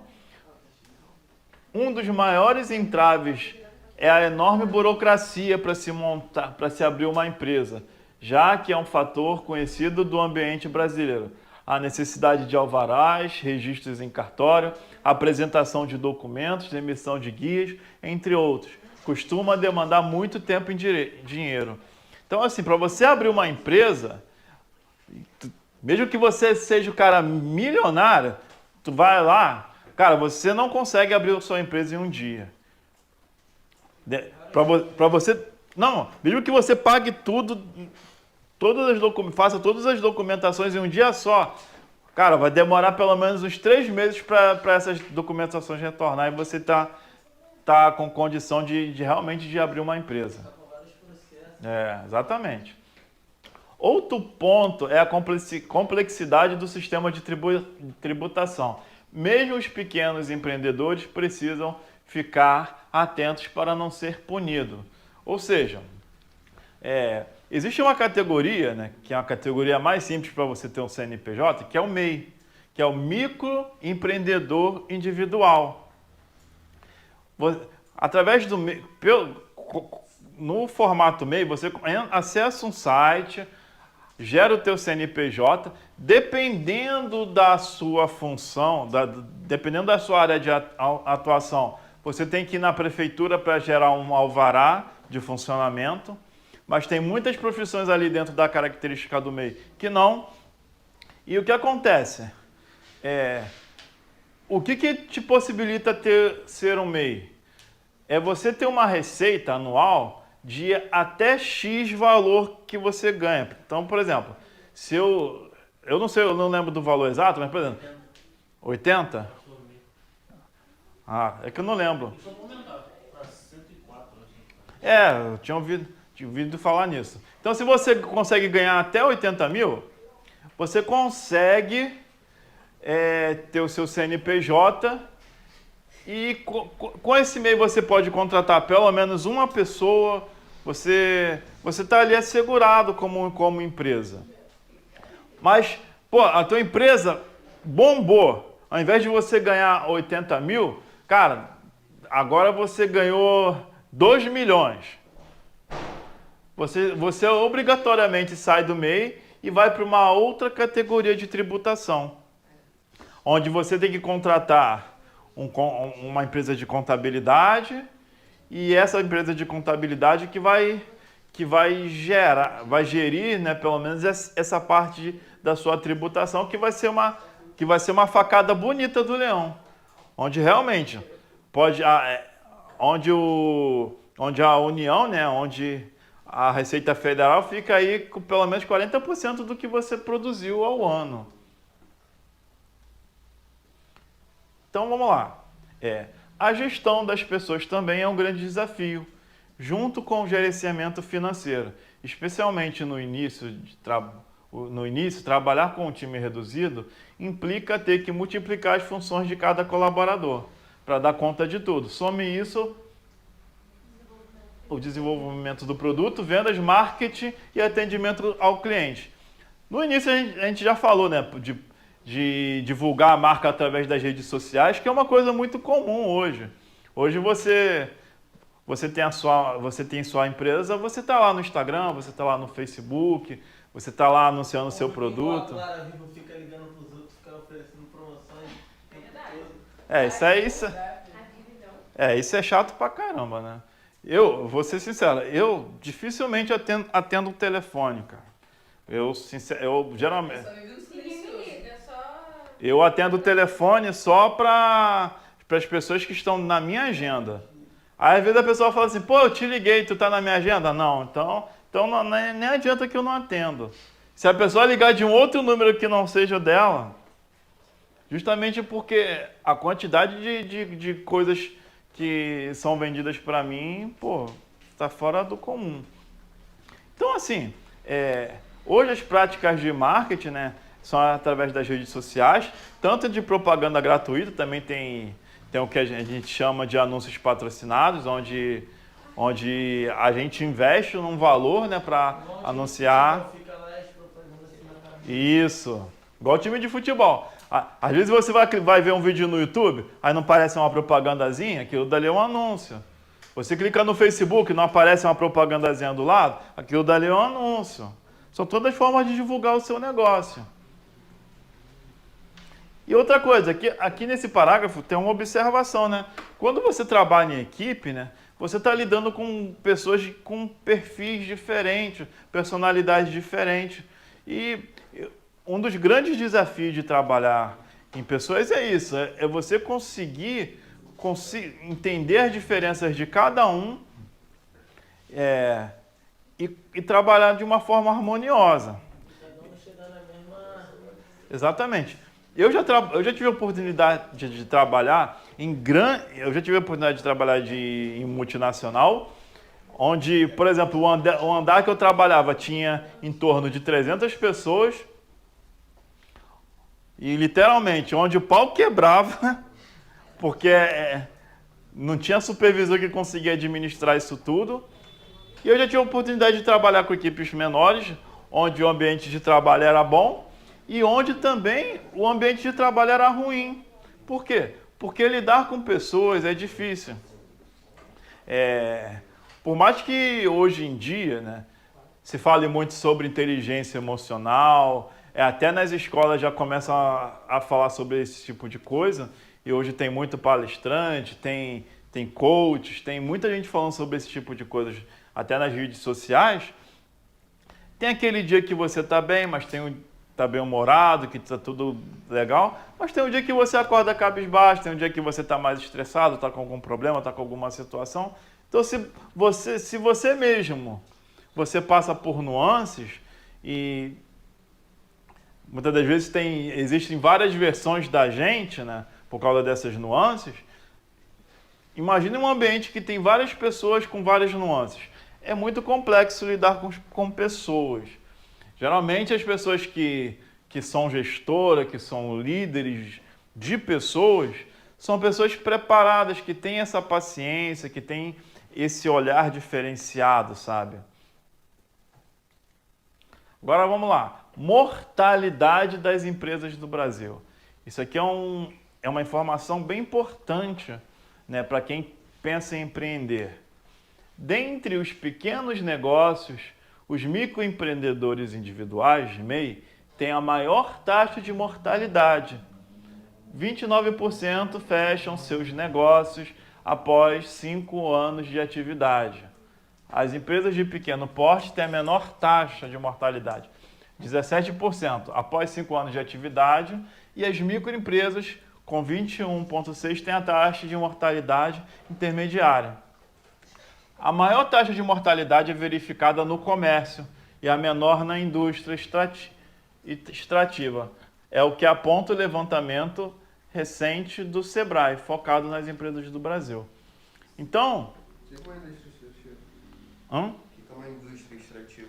Indústria extrativa, por exemplo, alguém já utilizou perfume da Natura? A Natura, ela utiliza recursos naturais. No norte do Brasil, vários tipos de semente diferentes.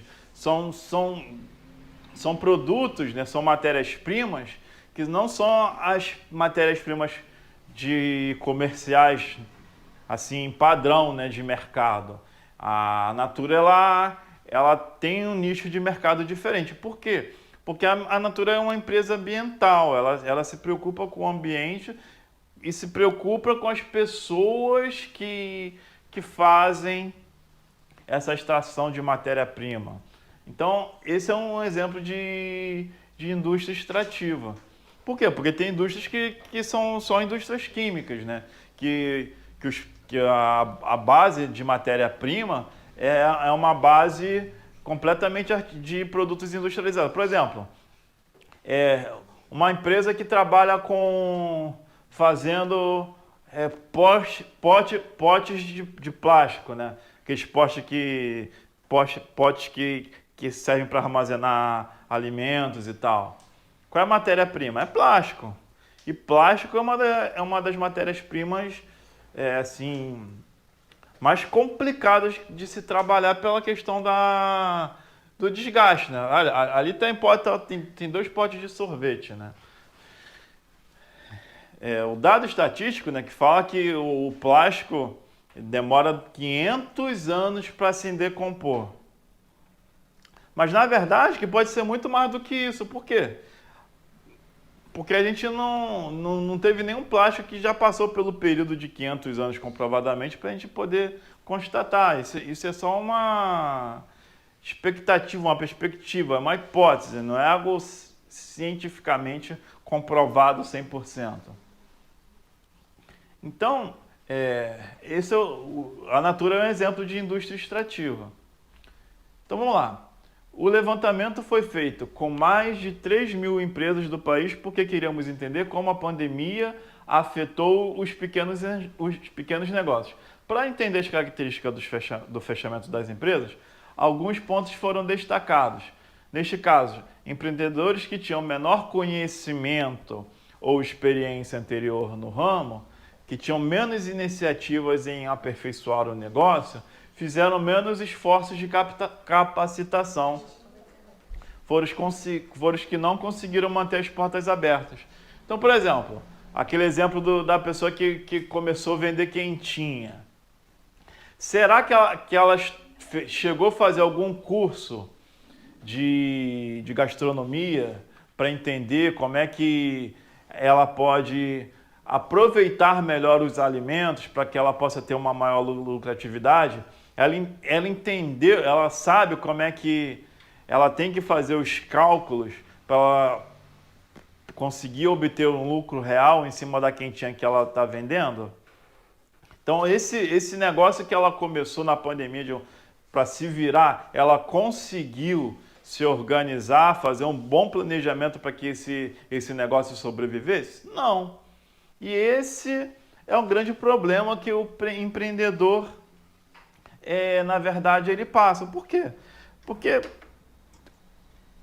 quem quer empreender, vamos pensar o seguinte, hoje em dia, o empreendedor, ele tem que ser polivalente, ou seja, além daquele conhecimento específico, vamos voltar para o exemplo da pizza. Ele não necessariamente precisa saber fazer pizza, mas se ele souber, é melhor. Por quê? Porque ele não precisa contratar o pizzaiolo. É uma pessoa menos para contratar. O negócio é pequeno. Cara, mas ele precisa divulgar a pizza dele. Como é que ele vai divulgar? Como é que eu vou saber que a pizza dele é boa? Eu tenho que experimentar. Pô, mas quem vai querer pagar R$70 só para experimentar? É complicado, né? Esse primeiro passo. Mas muitas das vezes tem amostra grátis dos negócios que estão começando a vender. Pizzaria? Eu nunca vi. Alguém já viu a amostra grátis de pizzaria? Mas tem, realmente o que ele falou, tem de outras coisas que tem. Outras coisas tem, até no mercado. Você vai numa feira, tem vários Sim. queijo, essas coisas. Aquelas barraquinhas de queijo, né? Linguiça. O cara tá ali com a linguiçazinha na brasa. Experimenta aqui. Mas, por exemplo, aí vamos voltando para a pizza. Cara, a pessoa vai, tira uma foto bonita da pizza, aquela pizza bonitona, com aquele molho de tomate vermelho, aquela massa bonita, tá a foto ali no Instagram. Aí tu tá ali olhando no teu Instagram, aí tu tá com fome. Aí tu olhou aquela pizza. É o sabor que tu gosta. Pô, o preço tá maneiro. Aí tá ali o WhatsApp. Tu tá com dinheiro na carteira para poder, pô, pedir. Pô, tu não vai pedir a pizza? Depende, eu sou muito chata nesse negócio. Eu peço, porque eu Eu só gasto fico dinheiro com procurando comida. saber se tem alguma Eu negatividade. como, em qualquer lugar. Então, é você. Mas qual é a predominância? Cara, se tem um produto ali com uma boa foto, com uma boa apresentação, a porcentagem de se obter um sucesso através dessa propaganda de foto é absurda. Por quê? Porque a gente, mesmo falando de alimentação, a gente come pelos olhos, cara. Sim. Por exemplo, quem assiste o programa de gastronomia, tipo de competição, tipo MasterChef, às vezes a gente fica discutindo, não, aquele prato de fulano de tal tá melhor. Pô, a gente comeu. A gente sentiu o cheiro do negócio. A gente tá discutindo, não, aquele ali tá mais gostoso. Cara, a gente não tem cheiro, a gente não experimentou. Mas mesmo assim, só pelo visual a gente fica comparando. Então, aquilo que a gente vê, aquilo que a gente enxerga, aquilo que enche os nossos olhos é competitivo, é atrativo. Então, são esses detalhes, essas nuances que muitas das vezes o empreendedor tem que pensar na hora de montar um negócio. Vamos lá, vamos correr porque já estamos com o tempo mais do que estourado. 1/3 das empresas brasileiras fecham em menos de 2 anos. Continuando, né? Então, tem empresas que fecham em menos de 5, mas 1/3 nesses primeiros 2 anos a possibilidade de fechamento ainda é pior. Então, vamos lá. O estudo de sobrevivência das empresas no Brasil, realizado pela Fundação Getúlio Vargas, em parceria com o Sebrae, a maioria dessas pesquisas que vocês estão vendo passam pelo Sebrae, porque quase todas as empresas do país elas estão ali dentro do levantamento do Sebrae. Mostrou que 1/3 das novas empresas brasileiras fecham em 2 anos. Além de levantar essa informação, o estudo procurou avaliar algumas das razões que levam a esse desfecho, encontrando 4 grupos de fatores principais. Situação antes da abertura da empresa. Às vezes a pessoa vai montar uma empresa onde vai montar um negócio, ela não está assim com aquela saúde financeira. E muitas das vezes essa empresa ela demora para te dar um retorno. E muitas das vezes a pessoa não aguenta e fecha. É planejamento de negócio. É aquilo que eu estava falando. A pessoa não sentou, né, para botar na conta do lápis todos os custos, todo o percentual de gasto, o que é custo, o que é gasto, o que é aquela receita, né, aquela despesa mensal. Por exemplo, eu alugo uma barbearia, uma salinha para fazer a barbearia. Eu vou ter conta de luz todo mês. Isso é despesa.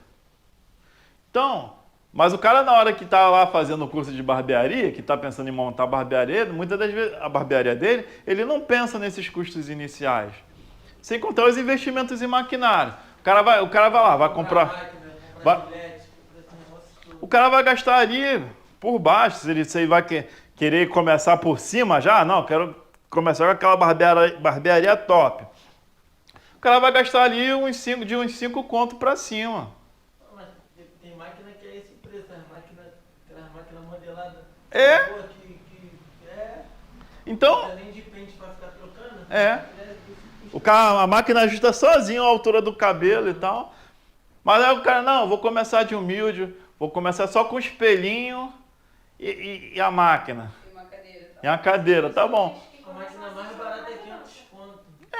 O cara vai, muitas das vezes, muita gente vai querer fazer vai querer fazer ali com o cara com a maquininha e o espelho. Mas muita gente não vai se sentir confortável em fazer. Vai querer procurar a barbearia, porque o cara vai falar, não, aqui tem mais credibilidade e tal. Tem essas nuances. Então vamos lá. Gestão do negócio. É o que ele estava falando. É entender sobre a administração.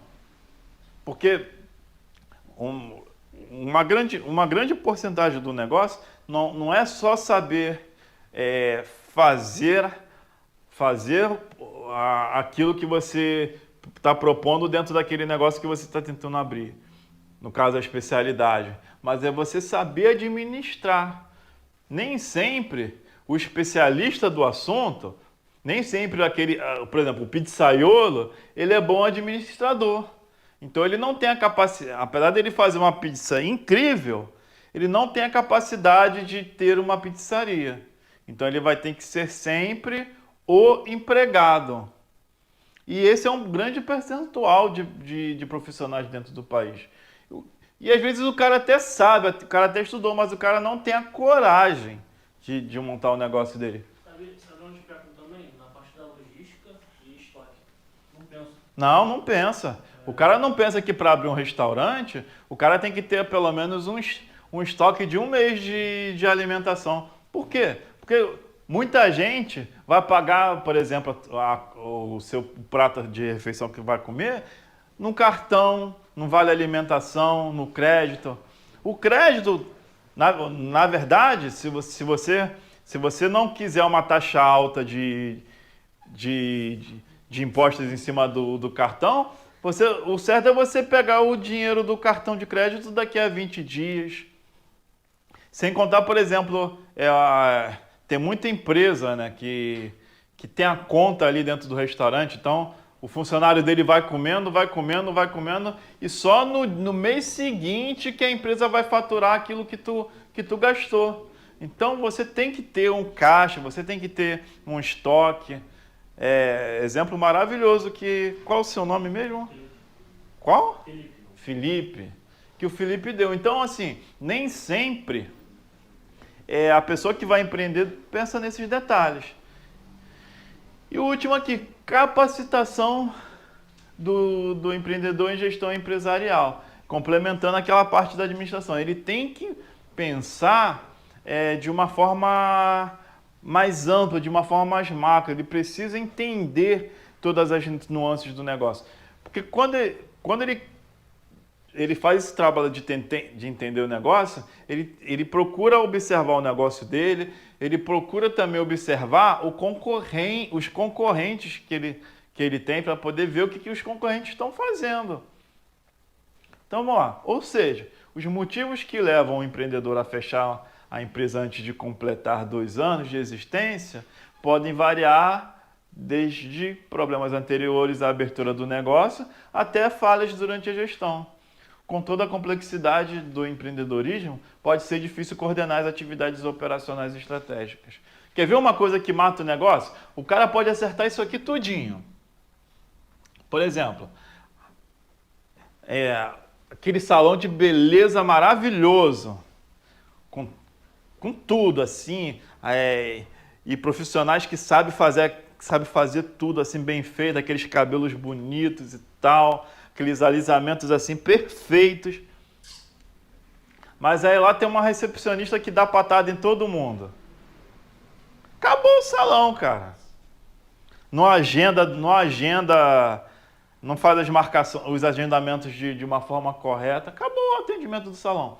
Porque por melhor que seja o profissional, você vai querer voltar com o atendente lá que te tratou mal pra caramba? Você não vai voltar, ainda vai falar mal. Ou seja, isso se chama atendimento inesquecível, sabe? Porque quando a gente fala em atendimento, o atendimento inesquecível é aquele que te deixou traumatizado, cara, te deixou te deu uma experiência muito ruim. E você não vai voltar naquele lugar, não tem nada que te faça, mesmo que você fale, não, a gente vai fazer teu cabelo de graça por 1 mês. Tu vai querer ir? Mesmo vai. Aí ela vai pensar 2 vezes. Mesmo com a mulher te dando patada todas as vezes que você for? Talvez, né? Eu não iria. Eu também não Às consigo. vezes, por isso que eu falei, talvez, eu não falei nem sim nem não. É. Então, são várias nuances que a gente tem que observar realmente quando a gente monta um negócio. Por quê? Porque uma grande parte dos negócios que tem aqui no Brasil são de prestação de serviço. A gente está prestando serviço para outras pessoas. E lidar com pessoas é isso. Quando a gente está prestando serviço para uma outra pessoa, não é que a gente tem que ficar lambendo o pé da pessoa, não é isso. Mas é dentro da nossa especialidade, dentro daquilo que a gente está proposto a oferecer como serviço, é oferecer a melhor experiência. Então, eu ir numa hamburgueria e comer um hambúrguer maravilhoso, ser bem atendido. Aí a pessoa fala assim, olha, tem muitas pessoas na fila, tem muita gente comprando, mas a gente está entregando um hambúrguer aqui com prazo de 30 minutos. Porque muitas das vezes, até a espera, se ela for bem explicada, você consegue ali suportar. Mas imagina você estar num lugar, por exemplo, isso acontece muito em hospital. Você está lá no hospital, tu está passando mal, tá ruim pra caramba, tu tá lá numa fila e você não sabe que horas que você vai ser atendido. E até passar gente na sua frente. E se você for atendido, não tem? E se você for atendido, porque as últimas vezes que eu fui no UPA não tinha médico para atender. E vou te falar, eu vou falar uma triste realidade.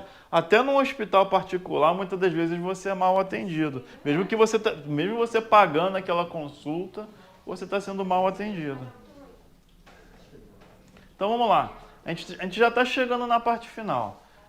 Capacitação para os empreendedores. Aí aqui, resumidamente, eu coloquei aqui 6 passos fundamentais. Primeiro passo, tenha uma visão abrangente do negócio. Um bom empreendedor deve ter uma ampla visão do negócio, afinal, quem não acompanha as principais tendências do mercado poderá se deparar com a crise. Eu presto serviço para uma empresa que a especialidade são unhas, né? Só que é uma empresa de grande porte, é uma pessoa de grande porte e tal.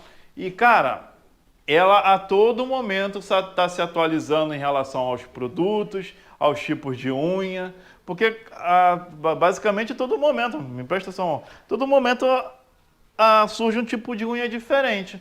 E quem não quer estar com o modelo mais atualizado de unha na mão? Se você tem dinheiro para pagar, quem não quer? Ou você vai querer estar com uma unha feita que parece uma unha de 20 anos atrás? Ninguém quer. Então, assim, tem que estar se atualizando e tal. É preciso saber detalhes do seu negócio, principalmente quem são seus clientes e concorrentes. Analisar a concorrência é necessário e faz parte do plano de negócios. Segundo, saiba como planejar seu negócio. É por falta de planejamento que a maioria das empresas encerram as suas atividades com menos de 2 anos de negócio. Por isso, sempre orientamos os empreendedores sobre a importância de escrever um planejamento de negócio. O plano de negócio, que no caso é toda a estrutura do negócio que você está criando, em termos gerais, é a primeira coisa que você tem que criar antes do negócio em si. Antes de você fazer qualquer coisa. Porque quando você bota o teu negócio todo no papel, idealiza ele, você tem que pensar em tudo que pode dar errado nesse negócio. Entendeu? Porque aí a gente consegue prever os problemas. Então, ó, não adianta ter tudo em mente, é preciso passar para o papel e ir fazendo as modificações. Falaram do McDonald's, você já viu aquele filme sobre o McDonald's? Então, esse filme é um grande exemplo. Tem uma cena que antes deles montar a loja em si, eles vão para uma quadra de tênis e montam o que seria a estrutura da loja, o funcionamento todo na quadra. E eles começam a fazer o treinamento ali. Não, isso aqui não está funcionando. E eles vão modificando a estrutura até gerar o resultado que eles pensaram na cabeça. Porque muitas das vezes, isso é incrível. Cara, às vezes a gente acorda, e acorda com aquela ideia, que a gente pensa que é a ideia, infalível. Tipo assim, essa ideia aqui ninguém tem. Isso aqui é a ideia mais top. Aí quando tu vai falar pro teu colega do lado, o cara vai falar assim, cara, essa ideia tua aí é uma bosta. Por quê? Porque a gente tem que botar no papel, cara. Às vezes porque, cara, toda ideia na nossa mente vai ser perfeita. Então, ó, pode ser planejamento a curto, médio ou longo prazo. Aos poucos, o empreendedor vai se encaixar na realidade. É preciso aprender a determinar as prioridades, objetivos e metas. Muitas das vezes o empreendedor, para ele ser bem sucedido, ele falha 1, 2, 3. Muitas pessoas que hoje são, assim, referências de sucesso, os caras faliram os primeiros negócios. Porque é muito fácil ver o cara lá no Instagram, o cara já falando, eu sou o cara de sucesso. Mas o cara já faliu 500 vezes. Vamos lá. Aprender a se comunicar. Pode parecer simples, mas se comunicar de forma assertiva é um desafio para muitas pessoas. Quem não gosta de ser bem tratado, ouvir algo agradável ou uma frase simpática? Falar de forma correta, calma e clara é super importante e também pode trazer muita diferença na vida de um empreendedor. Então a pessoa tem que saber falar. Muitas das vezes a pessoa quer comprar um produto, mas muitas das vezes, ao invés de você falar o que o produto pode oferecer de bom para a pessoa, poxa, esse produto aqui faz isso aqui, te ajuda nisso, ele te auxilia você nisso aqui, você está falando para a pessoa em quantas parcelas ela pode comprar. Não, você pode comprar esse produto aqui em tantas parcelas e não sei o quê, mas a pessoa ainda não falou que vai comprar. Muitas das vezes ela quer conhecer o produto. E você vai chegar no ponto que mais incomoda ela, que é a forma de pagamento. Porque o pagamento muitas das vezes é um entrave da venda, né? Ah, não quero, eu queria comprar, mas isso aqui está muito caro e tal. Muitas das vezes essa é a questão complicada. Então vamos lá. É preciso ouvir o cliente para propor uma solução certa. Fique atento à linguagem, até saber o momento de se calar faz parte do processo de comunicação. Às vezes o cliente chega na loja e o cara não quer comprar, o cara quer encher teu saco. Então deixa o cara falar, não retruca. E às vezes tu não tem que falar nada, a pessoa fala, vai embora, não fez compra nenhuma, só te alugou o tempo. Agora vamos lá. 4.